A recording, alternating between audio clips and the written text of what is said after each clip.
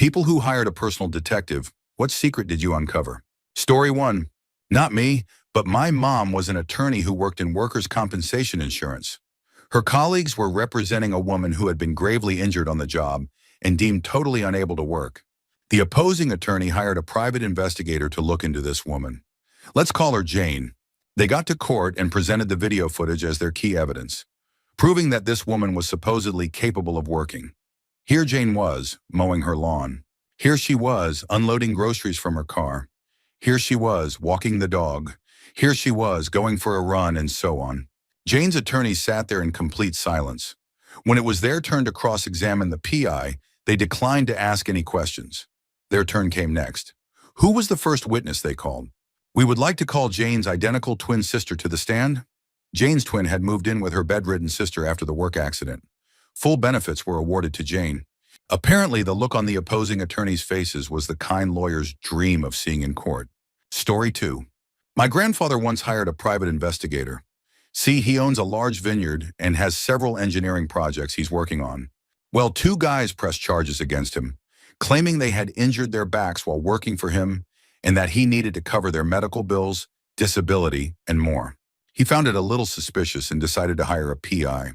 The investigator uncovered that they hadn't actually been injured and documented them working at a lumberyard, doing labor that was far more physically demanding than anything at a vineyard.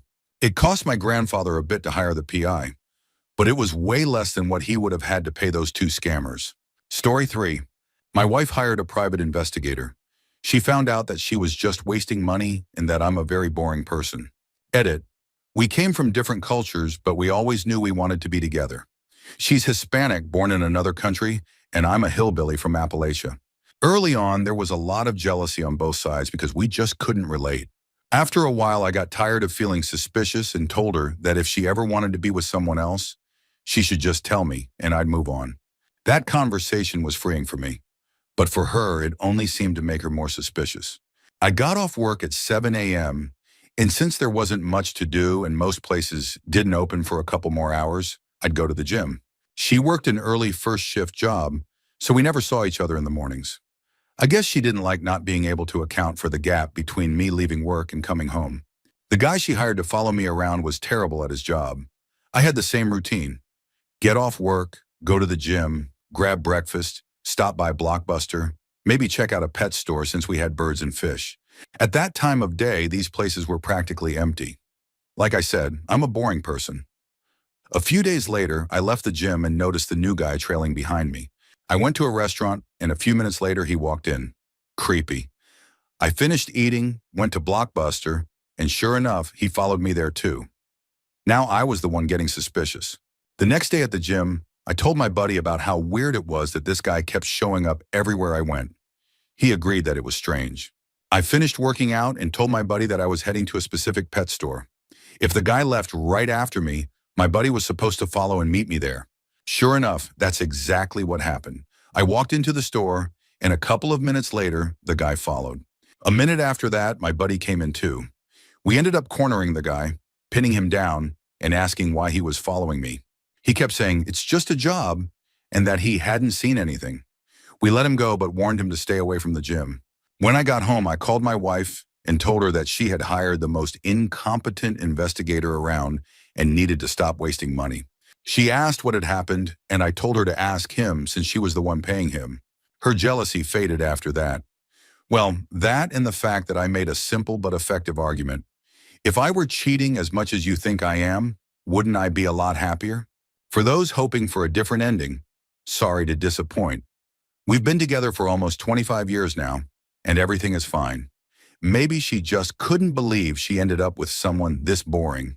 Story 4. A relative of a friend approached me one day, asking if I could help find his missing brother online. His brother had suddenly left town without telling anyone where he was going, leaving behind a wife and 2 small children. They weren't separated, and he still lived with his family, but he took little more than the clothes on his back. They didn't know if he was in trouble, running from someone, or just abandoning his responsibilities. They brought me his password-protected desktop PC, an old Windows XP machine. It was easy to crack. But once I got in, there wasn't much to find. The browser history was empty, his documents folder had nothing, and overall, the computer was pretty clean. But then I found something. A World of Warcraft installation. That was all I needed. Inside the game's screenshot folder, I found several images of his character, a dwarf chatting with a female night elf in a very affectionate way. There were flirtatious messages, lovey-dovey emotes, and clear indications of a deeper relationship. It was obvious what had happened. This guy had abandoned his family for someone he met in an online game. Among the screenshots, I noticed a few installed add-ins. One of them, called Pratt, had a feature that saved a chat history buffer. I dug into the settings file and found his last conversation with her before he disappeared. It included an actual address, 800 miles away. A quick Google search gave me a name, a phone number, and even a satellite image of her house and car. When I handed over the information, his brother was shocked. Right then and there, he called the number and asked for him. Sure enough, he was there, probably stunned to hear from his brother after pulling off a disappearing act. As far as I know, he never returned home, but I'm pretty sure my little detective work made sure his kids got the child support they deserved. Story 5. My uncle hired a private investigator to follow his wife after she started showing signs of having an affair. She was the principal of a school and often claimed she had to work long hours, attend every school event, or go on business trips. She would be gone for extended periods, always with some excuse. Turns out she was indeed having an affair with the vice principal. The investigator captured footage of them going to her house during lunch breaks for a quick rendezvous on my uncle's bed. He also got other evidence of them meeting up multiple times. While it was never confirmed, some students at the school later claimed they had even been intimate in their office. After everything came to light, it suddenly made sense to the rest of the family. My other aunts and uncles recalled how she would randomly drop off her daughter at different houses at odd times, claiming she had a last-minute school function and needed a babysitter. It also raised questions when she had surprised my uncle with breast augmentation surgery. Turns out it wasn't for him, it was for the other guy. Story 6. I was trying to track down a former business associate who had failed to return some of my property.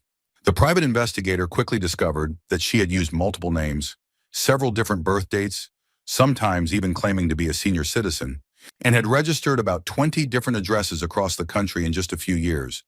The investigator was just as baffled as I was. He said she was either a con artist or mentally unstable, or both. Fortunately for me, her new employer had recently issued a press release announcing her hiring. Instead of reaching out to her directly, since I had already tried that, exchanging some emails with no success, I contacted her new boss. 2 days later, a UPS delivery arrived at my door with my property inside. Story 7. About 10 years ago, my cousin was deployed in Afghanistan on his second tour. During phone calls home, his young daughter casually mentioned an uncle, someone he knew didn't exist.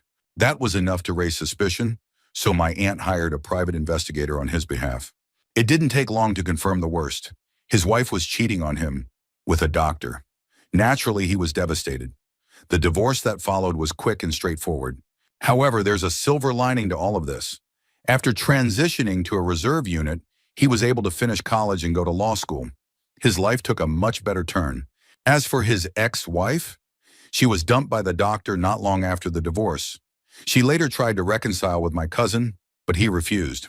Today, he's happily remarried, while she shares a rundown house with a group of friends. Story 8. All right, I'll bite. Nothing dramatic like hunting down a dangerous ex, but still an interesting story. At the time, I was living in England while my uncle, who was 95, was in assisted living in California. He was a little fuzzy on some things, but still sharp overall. Deeply religious, he attended church every week. 2 women from the church befriended him, drove him to services, brought him little gifts, and generally looked after him, or so it seemed. From my perspective, it all sounded fine. I was 6,000 miles away, so what was I going to do?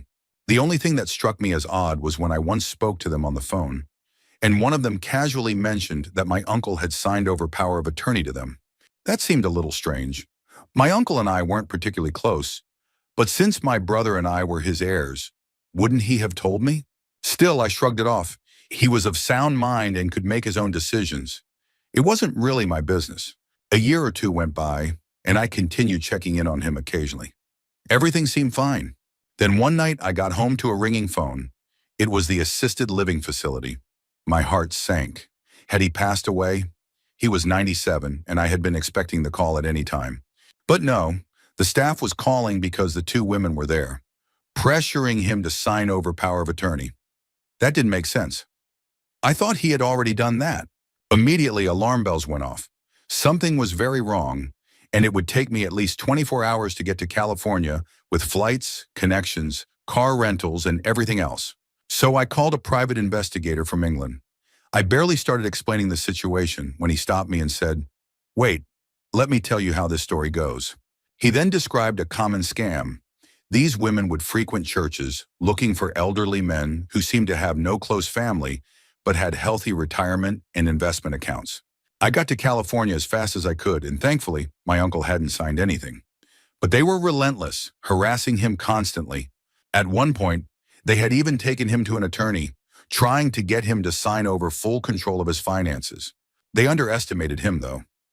My dad's side of the family is known for being stubborn. My uncle, despite being just 100 pounds and 97 years old, refused to give in. We immediately signed over power of attorney to me, and then the real work began. Where were his accounts? These women refused to provide any information, just a few receipts, no bank records, nothing. That's when the private investigator and I got to work. I can't even begin to describe how much I learned from this guy. A complete original, Vietnam vet, former Navy SEAL, carried a knife in his boot and a gun in his shoulder holster. He walked me through his process, and I resonated with it, being in research myself. It was meticulous, painstaking work, turning over every little pebble, knowing how to talk to people, observing details, and above all, having patience. We went to every bank within 20 miles, and by skillfully working with the staff, showing my power of attorney and asking the right questions, we eventually found what we thought were all of his accounts. Then I found the biggest piece of evidence. My uncle had signed over all of his retirement accounts to them, specifically to the younger one, who was a spry 81 years old. Further digging revealed that she was broke, likely sending the money overseas, possibly to the Philippines. She also spent a suspicious amount of time in Las Vegas. It was all part of a well-rehearsed scam.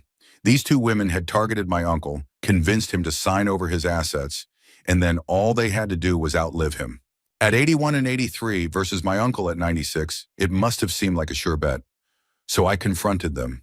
I told them that I knew exactly what they were doing, and I could turn them in. I had the evidence, which I didn't, but I had strong suspicions. I gave them one chance to come clean. It worked. They spilled everything, insisting they had only borrowed the money. We got it all signed back over. I didn't turn them in. I figured the truth would come out eventually. Besides, I wasn't sure I had enough to prove a criminal case. But without that private investigator, they would have gotten away with everything. Now for a bit of advice. This kind of crime is rampant. The elderly are frequently manipulated, intimidated, and financially exploited. Most prosecutors won't even touch these cases. If you even suspect that an elderly relative is being taken advantage of, step in immediately. Be their defense, because often you're the only one they have. As for my uncle, he got the last laugh. He outlived both of them and passed away peacefully at 100 years old, with me by his side. One of the last things he told me was that he had forgiven them for what they had done. Story 9. We discovered that the driver who hit me had not only gone off the road where I was legally riding a quad, but she was also talking on her cell phone, looking into the passenger seat, driving without insurance, and had a revoked license due to previous convictions for causing accidents. Her truck struck my quad in a T-bone position and pushed it forward, plowing so much dirt in front of us that it finally came to a stop after 70 feet. The investigator found evidence that she had been driving 35 miles per hour in a 25 miles per hour zone and never even hit the brakes after impact. After the truck finally stopped, she jumped out and tried to run away, but witnesses caught her and held her at the scene. My friend, who had been sitting behind me, we were both 14, was badly injured. We were both taken away in ambulances, and I never even saw the woman's face. The state trooper who arrived at the scene wrote a report stating that I, a 14-year-old, had been driving an RV instead of an ATV and had pulled out in front of the woman, despite clear evidence that the accident happened off the roadway. While I was lying on the ground waiting for paramedics, still in shock, the trooper interrogated me, repeatedly rephrasing the question, "Have you had any alcohol or illegal substances today?" My neighbors had to step in and ask him to wait until my parents arrived. Later in the hospital, He continued questioning me before my parents could get there. My injuries were still being evaluated, and I hadn't even received pain medication yet. A nurse finally had to ask him to stop. Despite two eyewitnesses who testified against the woman, both to the trooper and later in court, the accident was officially deemed my fault. The DMV informed me that I would have to pay for damages to her truck before I could get a driver's license.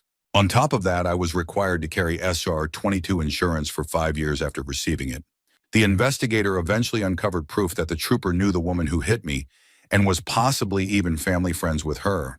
But before the investigation was complete, I spent months fighting overwhelming guilt, convinced that I had caused the accident, especially since I had no memory of it. My friend who had been visiting from Texas suffered severe leg injuries and required multiple surgeries over the next 5 years.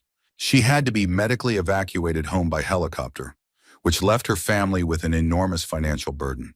During that time, I struggled mentally, even reaching the point of attempting suicide, though thankfully I survived. My parents took the case to the state Supreme Court, a process that took 3 years.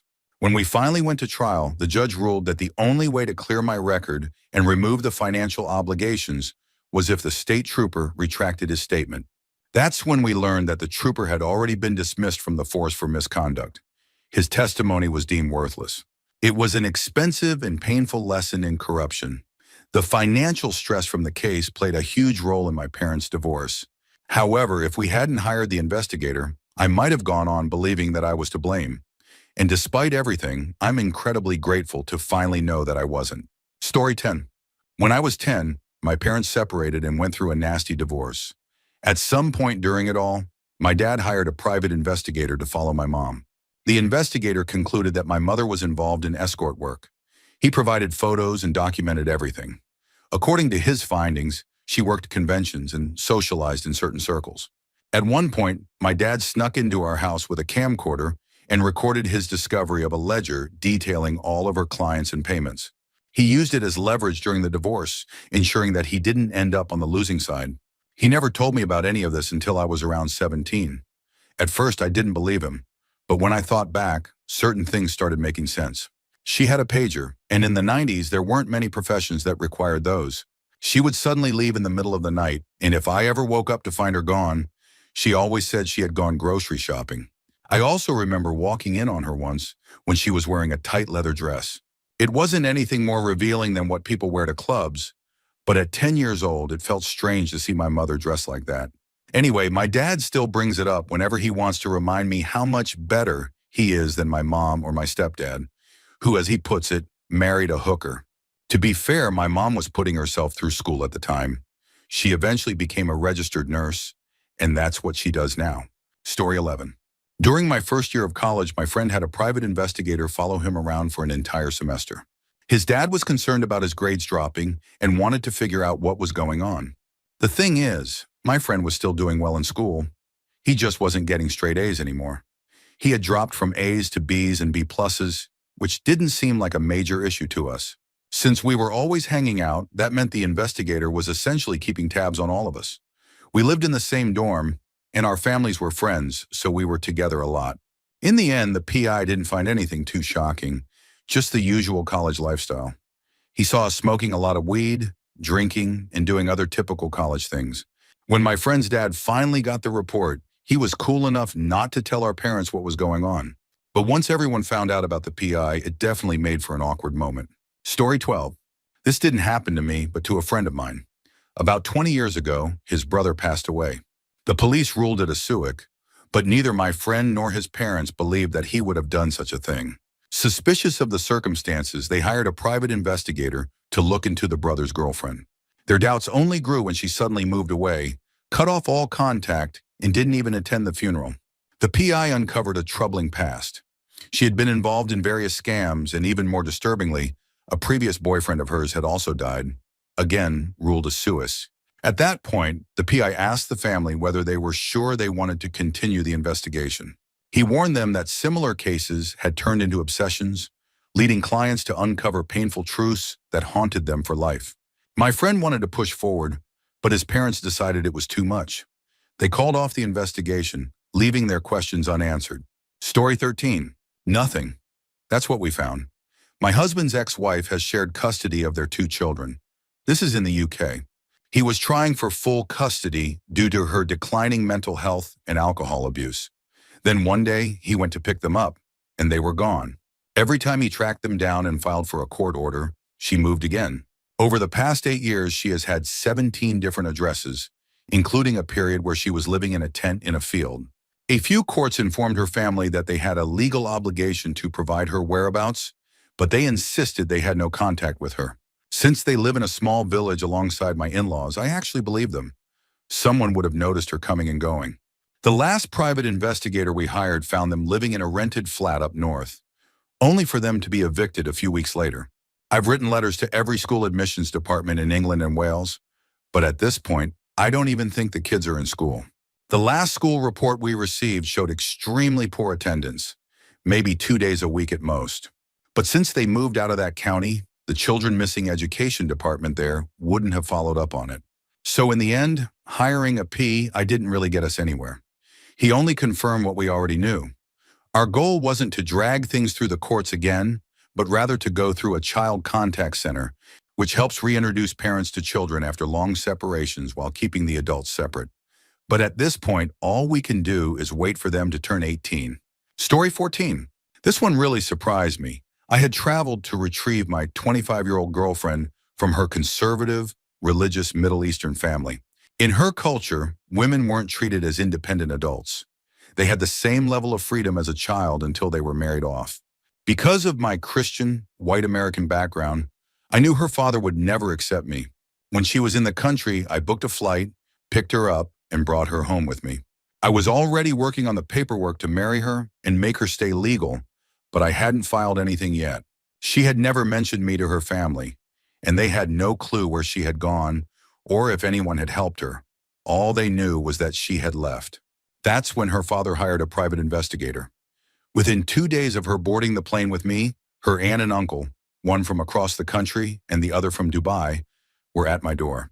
They had logs of all our IM conversations, every one of her screen names, and even detailed information about me and my family. Sigh. She's no longer in the country. I keep hoping I'll get the chance to see her again. Story 15. I worked as a private investigator in Europe in the late 90s. Once I had a client who wanted to track down his wife. She had left him and vanished, and he wanted answers. After locating her in a small town in Spain and digging into her reasons for disappearing, I learned that she had gone into hiding out of fear. Her husband was involved with a fraudulent organization, and she believed he would kill her if he ever found her. She knew too much about their operations. I advised her on how to stay safe and returned home. When I met with the client, I told him that tracking her down had been difficult and presented him with fabricated evidence that she had fled to Brazil. However, something about the whole situation didn't sit right with me, so I did a little more investigating, this time on him. That's when I uncovered the truth. His group had been using credit card fraud to fund an underground operation producing counterfeit money. I turned the evidence over to the authorities. A short time later, the police arrested 6 people, seizing over $4 million in counterfeit national and foreign currency. Story 16. When I was 18, a young girl lived in my apartment complex. She was a kind, sweet person, and looking back, she was attractive for her age. But morally, I knew better than to see her in any way other than as a kid. At the time, I would organize small events, BBQs, gaming nights, basketball tournaments, for local teens and preteens. I wanted to give them something better to do than getting into trouble, especially since our local rec center had shut down. At first, the parents were skeptical, which I understood. Here I was, an 18-year-old, spending my own money to set up events for younger kids. It probably seemed strange. But after a while, once I earned their trust, they even started pitching in to help. Then everything changed. One day, the girl knocked on my door. I had canceled the games that day due to heavy rain, but when I opened the door, I saw she was hurt. Bruises, black eyes, and tears streaming down her face. I immediately grabbed a towel for her and asked what had happened. She told me she had been assaulted and raped by 2 older men. That was all I needed to hear. I insisted on calling the police and her parents immediately, and thankfully she let me. A week passed. The police were dragging their feet, but she was recovering. However, something had changed. Her attachment to me became stronger than before. She started hugging me more, touching me in a way that made me uncomfortable. I knew it wasn't right. She even made an advance toward me once, but I turned her down, telling her it wasn't going to happen. Surprisingly, it didn't make things weird between us. Then about a month after the attack, she knocked on my door again, terrified. She told me that the two men had been following her almost every day. That was it. I knew I had to act. Looking back, I should have sought more help, but at that moment, I was furious. The next day, just as she had said, they were there, taunting her, saying disgusting things, exposing themselves. My body felt like it was on fire. I gave her the signal we had discussed, telling her to run. Then I marched up behind them and swung a tire iron straight into one of their faces. The other barely had time to react. I kicked him hard while he was fumbling to zip himself up, then punched him across the head. I didn't have a phone, so I screamed for help. That's when someone ran up beside me and said, "I saw everything." Turns out he was a private investigator, hired by the girl's father. Her dad had been convinced that I had been involved in her attack and had hired a PI to follow me. The guy had been watching me for weeks, collecting emails, tracking my movements, gathering background info. But he had found nothing to suggest I was guilty. He carried zip ties, so he restrained the men while calling the police. They were both 28 and 29 years old. I ended up getting a minor assault charge because of the fight, but the judge immediately dismissed it. Both of them were sentenced to life in prison, and from what I've heard, they've both been denied parole ever since. A week later, after all the legal chaos had settled, I got a call from the girl's father. He invited me over for a beer. That man had thought I was the enemy, but once the truth came out, he became one of my closest friends. To this day, whenever I go back home, he still buys me a drink. Story 17. I never hired a PI, but my ex hired a team of them to track my every move. She was convinced I was cheating on her. One day we were on the phone when she smugly told me that she knew everything about me and my life. I called her bluff. That's when she started listing off all the supposed evidence she had. Photos, videos, audio recordings, and eyewitness accounts. Almost every single one was false. To make matters worse, they even recorded my roommate during his private time and claimed it was me. And then she hit me with the wildest claim of all. She swore that she knew it was me in the footage because she could recognize me anywhere. I broke up with her real fast after that. Story 18. I worked as a private investigator for 6 years, mostly handling domestic cases and some insurance work. The craziest case I ever had was in Huntsville, Alabama. A well-off client from a nice neighborhood called us in after discovering disturbing emails in his wife's outbox. He didn't recognize the recipient, and after some digging, we realized it was a throwaway account. One of the emails contained airline details for Huntsville International, along with pickup instructions. We set up surveillance in the airport's 10-minute pickup area. Soon enough, the client's wife emerged with a man. The man got into the driver's seat, and as they pulled away, the woman immediately engaged in an explicit act with him. They barely made it a quarter mile before pulling into the FedEx Hub parking lot and getting even more reckless. I parked behind a building and belly crawled with my camera, but it was too dark to get clear evidence. I moved closer, just 6 feet from the car, but all I was getting was audio. Then suddenly the car door opened right in front of me. The dome light flicked on and everything was laid bare. The man stepped out of the car, his back to me, while the woman continued her actions right there in the open. That's when I managed to capture some of the clearest, most damning evidence of my career. I called the client and set up a meeting to reveal the findings. When he saw the photos, his face drained of color. He knew the man. He knew him. It was her brother. The client won full custody of the kids in the divorce. As for me, I quit. I'm a fisherman now. Private investigation is a nasty business. Story 19. This didn't happen to me, but to someone I know. A woman suspected her husband, the father of her child, of having an affair. She hired a private investigator to find out the truth.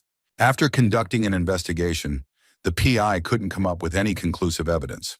Her husband traveled frequently for work, flying and driving to different locations, but he was always accompanied by his sales partner. They even shared hotel rooms. If he was having an affair, he wasn't leaving a paper trail. Years later, she hired the same investigator again, convinced this time the results would be different. But once again, there was no obvious affair, no hidden flings, no secret rendezvous. Then it hit her. Her husband was having an affair with his sales partner. When confronted with the evidence, he finally confessed. It took her years to accept the truth, and she's still working through it to this day. Story 20. When I was a kid, my father was thrown off a horse and nearly died. It wasn't just a fall. He was bucked so hard that he did a full somersault in the air. When he hit the ground, he broke 4 vertebrae, his collarbone, 3 ribs, and ruptured his spleen. We had bought the horse only a week earlier from a ranch in another state. When we first visited, it had seemed gentle, calm, perfectly tame. But once we got it home, its behavior changed. It became aggressive, unpredictable. The ranch had assured us the previous owner was an elderly woman who had sold it simply because it was too big for her to ride anymore. But something didn't add up. We hired a private investigator, and what he uncovered was worse than we could have imagined. The ranch had been heavily sedating the horse to make it appear calm for potential buyers. It had actually had at least 3 previous owners. And the last one, not an elderly woman. He was a man who had been killed in a bar fight, stabbed to death. The ranch knew this horse had a history of erratic, dangerous behavior. But rather than dealing with it properly, they drugged it just long enough to sell it off to an unsuspecting family. And they nearly got my dad killed because of it. It was a miracle he wasn't paralyzed, but his body never fully recovered. His lungs filled with blood, and the damage was so severe that about 1/3 of his lung capacity is now scar tissue. He's overweight and diabetic, largely because his injuries left him unable to do much cardio or physical activity. He had been a runner. Now that's impossible. The pain is just too much. The worst part? Even though we had rock-solid proof of what they did, my dad refused to go through the stress of a lawsuit. He decided it wasn't worth it. So in the end, they got away with it. Story 21. This one isn't exactly about a private investigator. It's more about how disturbingly easy it is for people to get personal information. I used to work in network engineering for a company that frequently faced protests from certain activist groups. One day, during one of these protests, I noticed something unsettling. A protester with a camera, taking pictures of car license plates as employees entered and left the premises. I reported it to my manager. He didn't care. HR didn't care either. So I dropped it. Then about 2 weeks later, I came home to find a card from the police at my door. It simply said, "John 6, could you please give me a call when you get a chance?" It was already late at night, and I had a flight at 6 a.m. for a contract job. I figured I'd call when I had time, but I got busy and honestly, I forgot about it. 2 days later, I came home to find a police car parked outside my house. As soon as I pulled up, the 2 officers inside noticed me. I walked toward my door, and they immediately got out and approached me. They asked my name, then informed me that someone had filed a missing persons report on me. They wouldn't tell me who. When the officer radioed back to confirm my identity, the dispatcher made it explicitly clear that the person who filed the report was to remain anonymous. That was weird. No one was looking for me. No family, no friends, no coworkers. So who the hell filed it? Over the next few months, things got even worse. I got pulled over multiple times by police under suspicion that I was driving a stolen vehicle. My own car. I got stopped for random searches, accused of carrying drugs and weapons. It was clear that someone was feeding false reports to the police. Then I started seeing familiar faces around my neighborhood. It took me a while to place them, but then one day, as I drove past, one of them made direct eye contact with me. That's when it hit me. They were the protesters. I started noticing them more and more. Coincidence? Maybe. But considering everything else that was happening, I wasn't willing to believe that. So I took precautions. I started parking my car away from my house. I stopped leaving home in a suit and instead changed at work. I even did a little investigation of my own. One day I had the day off and decided to test something. I parked my car in a multi-story parking lot early in the morning and found a spot where I could observe my house. Sure enough, within a few hours, several of them passed by multiple times. I went to the police. They didn't care. I filed a report about my suspicions. Their response? Unless they actually do something, there's nothing we can do. Keep in mind, this protest group wasn't exactly peaceful. They had a history of violence. Luckily for me, around that time, I was in the process of moving from a rental to my own house. Once we moved, I also switched jobs and traded in my car. And just like that, the problem stopped. Call it luck, but I have to wonder. These people had only ever had my license plate number and knew where I worked. Yet somehow they managed to file a missing persons report under my name, get my car flagged as stolen, report me multiple times for carrying drugs and weapons, track down where I lived even though it was nowhere near my workplace. How? How did they get all that from a license plate? And how much more do they know? Story 22. My mom died a few years ago, leaving my 16-year-old sister with no one to care for her. I was living in Florida at the time and had to make the trip up to Detroit. My Aunt C was trying to get custody of my sister, and we suspected it was because she wanted the state money again. My sister had been fostered by her once before, and it did not go well. When I arrived in Detroit, where I was raised, my other Aunt J picked me up. On the way to my family's estate, I noticed a black Crown Victoria with tinted windows a few cars back. Why do private investigators always drive cop cars? I asked Aunt J to stop for lunch, and we did. In the parking lot of the grocery store across from the restaurant, I spotted the same Crown Vic. Not very sneaky. When we left the restaurant, sure enough, 4 cars back, there it was again. I grew up in downtown Detroit. I was lucky to escape, but most of my childhood friends are still on the block. We decided to take a drive down my old street when I noticed a few cars had pulled in behind the Crown Victoria, while a few more stopped right in front of it. Some rather large gentlemen seemed eager to ask the driver what exactly he was doing in that part of the neighborhood. If you ask me, that's the kind of neighborhood watch program I can get behind. That PI had a very bad day. I only knew he was a private investigator because the local police later came to my family's estate to question my aunt and me about what had happened. Not my fault the guy went into the wrong neighborhood, and the locals didn't take too kindly to it. After all, my aunt was just showing me, a guy from Florida, some of the older parts of the city. We all knew Aunt C had hired a PI to dig up dirt. Too bad some people have friends in low places. For the record, my sister is doing fine. She went to live with some close friends and keeps in touch with the family regularly. She also graduated high school and has a few scholarship offers for softball. Story 23. I was adopted, just like my brother. He served his first tour in Afghanistan and Iraq, then went on to serve 2 more. After his first tour, he came home to a party. Everyone was drunk when someone told him that he had a brother, me, and that our biological mother had given me up at birth. He hired someone to find me. I always knew I was adopted.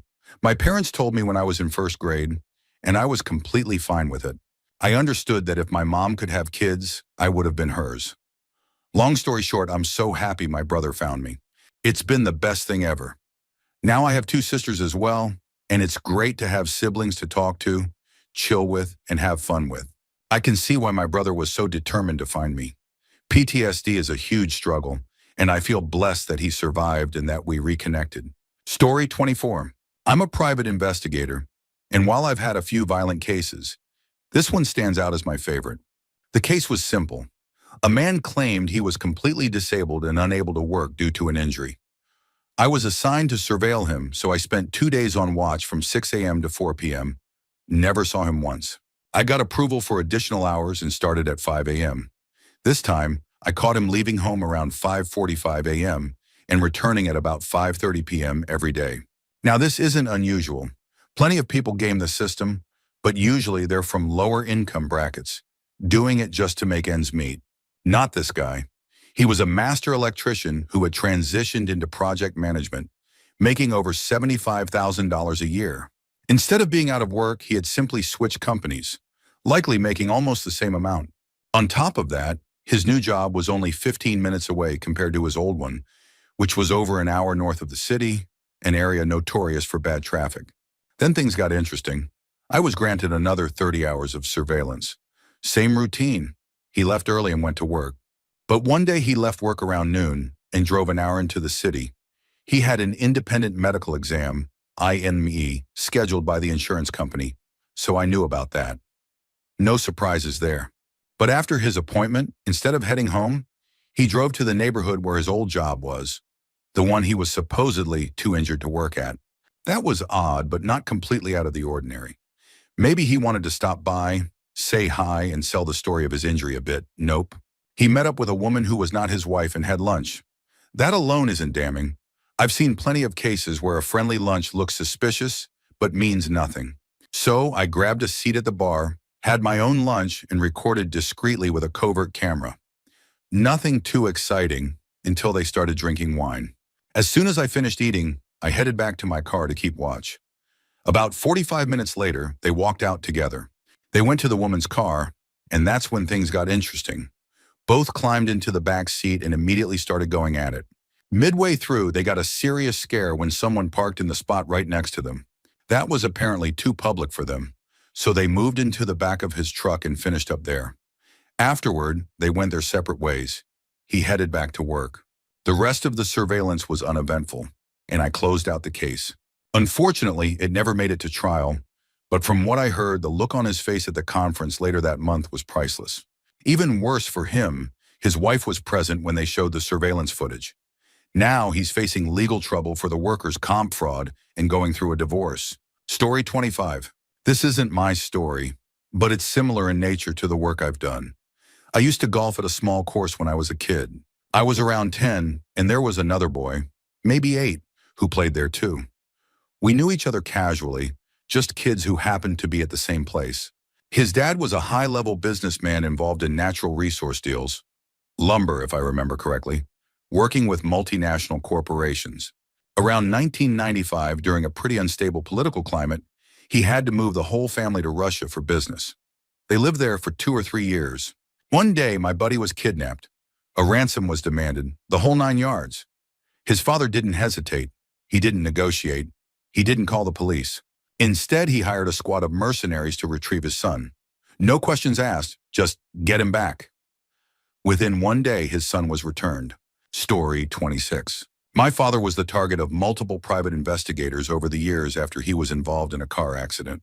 He went from being a health and fitness fanatic to being confined to a hospital bed for over a year, recovering from crashing into a tree at 160 kilometers per hour after falling asleep at the wheel. Being the stubborn and determined man he was, he refused to accept the severity of his injuries. Instead of slowing down as the doctors advised, he insisted he was fine, despite being in constant agony, and pushed himself to get back to work as soon as possible. Eventually, the nerve pain in his leg, a result of multiple ankle fusion surgeries, became unbearable. He pleaded with doctors to amputate it, arguing that he would be better off without it. After much insistence, they agreed, and he had his leg amputated below the knee.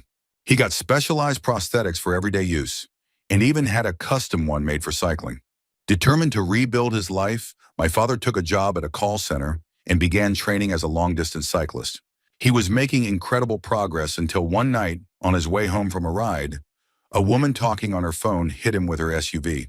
The accident left him with severe spinal injuries, broken bones, and multiple cuts and bruises. After another long hospitalization, he tried to continue as before, but finally had to accept that he could no longer work or ride. This led him to file a claim with the Transport Accident Commission, TAC. Not long after, cars started parking outside our house. Private investigators hired to catch my father faking his injuries. It was infuriating. I remember telling him I wanted to put a brick through their window. It was offensive to see them treating him like a criminal when he had fought so hard just to live a semi-normal life. Long story short, after a long battle, he finally received his payout from the TAC for his injuries caused by the second accident. They had tried to dispute the claim, arguing that his injuries stemmed from his first accident, but he fought back and won. He even got a write-up in the local paper because he was well known at the hospital for his resilience and determination. Story 27. After my parents divorced, my father hired a private investigator to prove that my mother was cohabitating with her boyfriend, which would violate their alimony agreement and stop her monthly payments. Not child support, just alimony per our state's regulations. My mother swore she wasn't living with him, but he was definitely living in our house. My dad asked my brother and me, and we confirmed that he was there every night and every morning, even getting his mail delivered to our home. At the time, I was 12 and had no idea about the investigation. I didn't find out until I was 16 or 17. Apparently, when the PI gathered enough evidence, my dad confronted my mom with the tapes. Instead of fighting it, she suddenly broke up with her boyfriend, claiming their 15-year age difference was too much. In reality, she knew she would lose her alimony if she got caught. She had just started a new commission-based career and wasn't making much money, so she depended on those payments to maintain her comfortable lifestyle. I eventually saw the tapes. There was nothing dramatic, just footage of my brother and me going about our lives, completely unaware that we were being followed and photographed through our own windows. Looking back, I understand why my dad did it. My mother was manipulative and selfish, and this was just one of many ways she tried to take advantage of him. The saddest part? My parents have been divorced for over 20 years now, and my mother has never cohabitated with another man since. She refuses to because she doesn't want to lose the alimony. She has lifetime alimony in the divorce agreement, meaning my dad has to keep paying her indefinitely unless she remarries or moves in with someone. It's awful that she would rather deny herself a real relationship just to hold on to the money. But then again, she once told me that she wouldn't settle down until she found a rich man who could provide her with the lifestyle she wanted. No job, a big house, and luxury travel. I guess until that happens, my dad is stuck footing the bill. Story 28. Preface. I'm not a hacker. Social engineering, manipulating people into giving up information, is not computer hacking. People keep asking me to teach them, but honestly, you can just Google whatever you want to know. Also, I was never a certified private investigator. I was just a guy online who was asked to find someone's wife. I wasn't advertising anything. This guy had seen one of my past targets in a log and reached out to me for help. That's it. I've shared this story before, but here goes. Back in high school, I did some digital PI work, basically social hacking. I got good at finding information. One day, out of the blue, I got a message from an ex-Marine who wanted help finding his wife. His wife had taken off with their daughter. She had allegedly gone to her parents' house, but he wasn't so sure. He was worried about his daughter's safety because his wife was involved with some dangerous people, in more ways than one. He didn't want to involve the police yet, so he turned to me. He gave me her details and I started digging. He also gave me the address where she was supposed to be, so I grabbed the IP associated with that location. Then I started Googling, a lot. I also used some custom doxing tools that friends had put together. What I found was disturbing. She was extremely kinky, into heavy bondage and, more importantly, bestiality. Specifically, she had a thing for horses. I found her equestrian profile and noticed a guy who constantly interacted with her posts. I looked him up. Surprise, surprise, he owned a horse ranch about an hour from where the ex-Marine lived.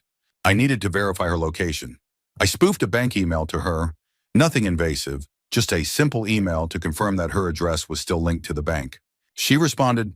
That email's Yahoo header gave me an IP. Then I sent her an IP trace link, which she clicked, confirming her exact location. Her location landed about 8 minutes from the horse ranch. The guy she had been interacting with, he had a home in town and a private ranch in a secluded area. She had their daughter at that location. I sent all the evidence to the ex-Marine. He had offered to pay me a couple grand, but I only took a couple hundred and told him to save the rest for a vacation with his daughter. A few months later, he messaged me again, thanked me, told me he got a divorce, won custody of his daughter, and that they were heading to Florida for that vacation. Some of his ex-Marine buddies reached out later, asking for my help, but by then I had left that world. A close call made me realize it wasn't worth the risk. Story 29. I'm a private investigator and I've seen some comments about how expensive PI work can be. I can definitely confirm that. I work in Colorado as an investigator for attorneys, specifically in criminal defense.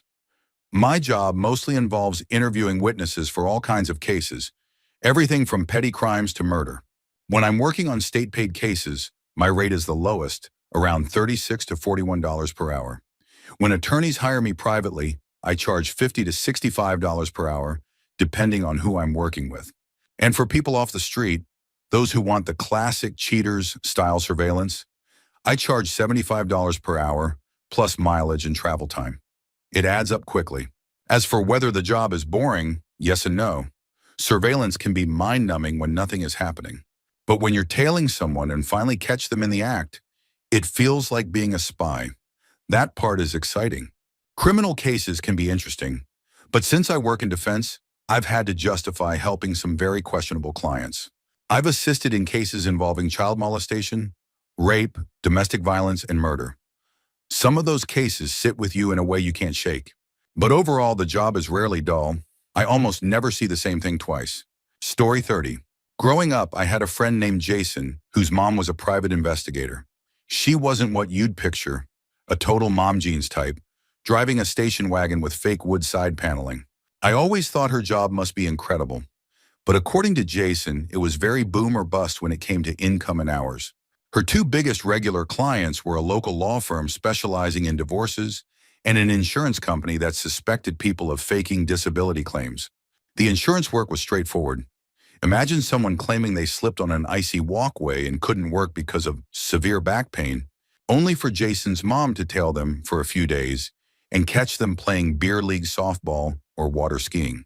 She actually had a background in accounting, so the law firm often referred her to clients dealing with divorces, custody battles, and alimony disputes when they suspected hidden money. Any client who already had a lawyer and wanted a PI recommendation usually ended up hiring her. I have no idea what she charged, but she was in high demand.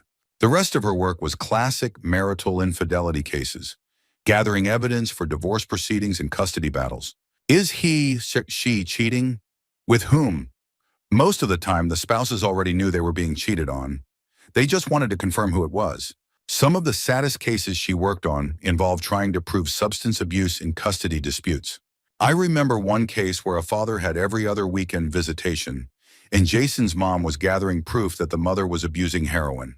I don't recall many specific cases, but one thing that stood out was how computer savvy she was for the time. She used Gopher and Telnet on a 2400 baud modem to search tax records and other data. Looking back, it's shocking what kind of information she could pull online back in the day. If she had someone's social security number, she could often pull their state tax returns. She also knew how to find financial records employers reported to the state, things like interest paid on investments. She was proud of her ability to uncover hidden assets. In retrospect, I wonder if she was a hacker. At the time, it just seemed cool that when I went to Jason's house, we could hop on the modem and dial into BBS boards. One case I do remember. She worked for a woman who suspected her ex-husband of hiding money. Turns out the guy was making over $150,000 a year under the table from his construction business and stashing it in secret accounts, all while committing tax fraud and underreporting his income to the state. Since alimony and child support were based on reported income, he was getting away with paying far less than he should have. Thanks to Jason's mom, his ex-wife had all the evidence she needed to take him back to court. Story 31. My ex-boss met a woman on a website called something like Sugar Babies. She was in her 20s. He was in his mid-50s. But don't worry, neither of them were really into the whole sugar daddy thing. According to him, they had both just made profiles for fun. The woman claimed she was living with her parents in North Carolina while going to nursing school. Meanwhile, her parents were supposedly raising her daughter in Florida so she could focus on school. Some of that was technically true. My ex-boss even flew to Florida with her to meet her parents and child. He also flew to visit her several times and brought her to his home as well.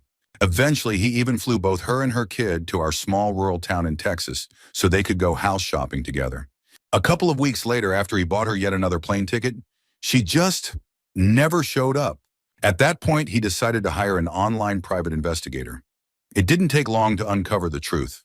The PI found multiple profiles across the internet using her pictures, each with a different name. Even worse, on 2 of those profiles, she had posted about pending marriages to 2 other men. The very next day, she called him. She claimed she had missed her flight because her car broke down. Then she asked him to loan her several $1,000s to fix it. He declined. Story 32. This isn't my story, but my father's. Years before he met my mother, he had a son with another woman. She completely cut him out of their child's life, struggling with alcohol abuse and making it impossible for him to stay in touch. He tried, sent money to her family, reached out repeatedly, but when my half-brother was about 8, she sent word that she had asked him if he wanted to meet his father. The boy had supposedly said no, and just like that, she disappeared with him. This was in 1976. No internet, no way to track people down, and none of her family would help my father.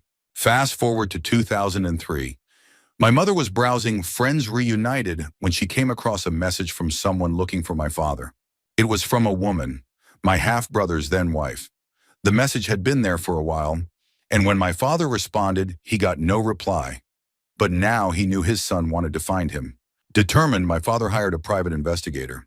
It took the PI only 3 days to track down my half-brother's email, home address, and place of work.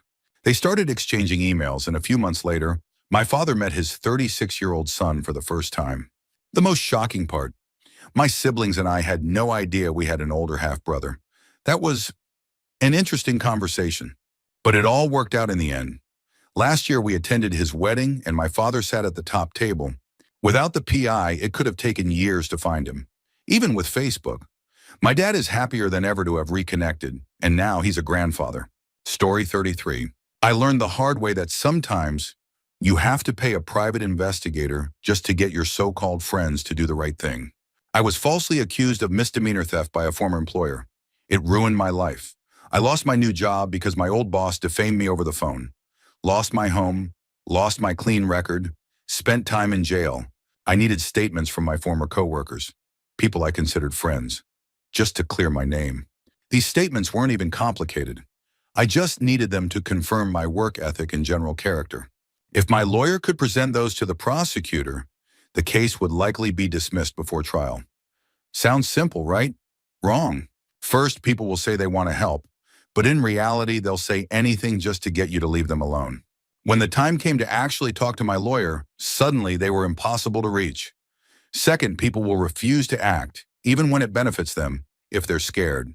If the case went to trial, they would have been subpoenaed by the state and forced to testify in a public courtroom. Yet they still wouldn't come forward to give a simple private statement to my lawyer, which would have made all of that unnecessary. It was frustrating beyond belief. These were people I had helped, covered shifts for, done favors for, fed when they couldn't afford lunch, and when I needed them, gone. Desperate, I hired a PI through my lawyer. First weekend on the job, the PI managed to get 2 statements from the 5 people I had practically begged for months. Those friends suddenly panicked when a private investigator approached them, and they spilled everything we needed to prove my innocence. Just like that, the case was dropped. My record is being cleared. Moral of the story: never rely on friends to help you in a legal battle.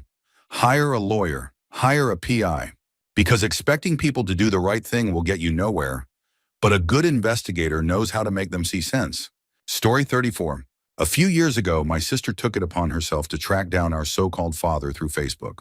Turns out he had a girlfriend and an entire second life we never knew about. We suddenly had brothers, sisters, uncles, and even grandparents we had never met.